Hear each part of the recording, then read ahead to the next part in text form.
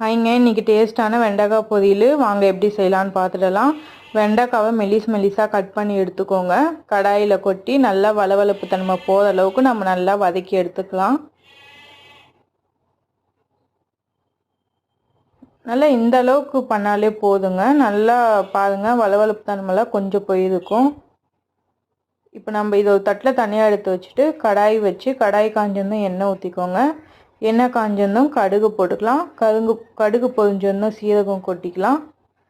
இப்போ நம்ம வெங்காயத்தை சேர்த்துக்கலாங்க. வெங்காயம் நல்லா வதங்கட்டோங்க. கறிவேப்பிலை ஒரு கைப்பிடி அளவு போட்டுக்கோங்க.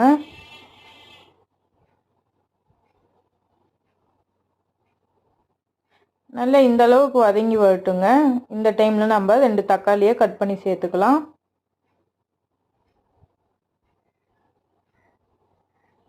தக்காளி நல்லா பச்சை வாசனை போகிற அளவுக்கு வதங்கட்டுங்க. கொஞ்சம் உப்பு சேர்த்துக்கலாம். கொஞ்சம் மஞ்சத்தூள் சேர்த்துக்கலாங்க. நல்லா வதங்கி வந்தோம். இப்போ நம்ம வதக்கி வச்சு வெண்டைக்காவை சேர்த்துக்கலாம். வெண்டைக்காவை சேர்த்து லோ ஃப்ளேமில் வச்சு நல்லா கிண்டி விடுங்க.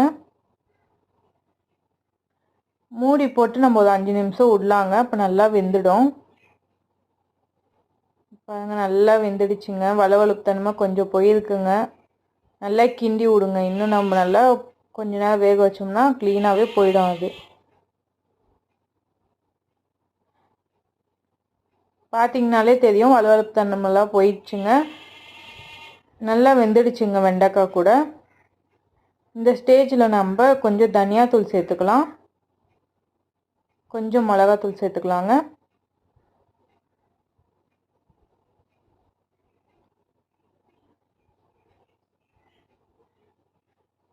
நல்லா ஒரு நிமிஷத்துக்கு ஒரு டைம் நல்லா கிண்டி விட்டுனே இருங்க. நல்லா அது சுக்காவாக ஆகிடுங்க.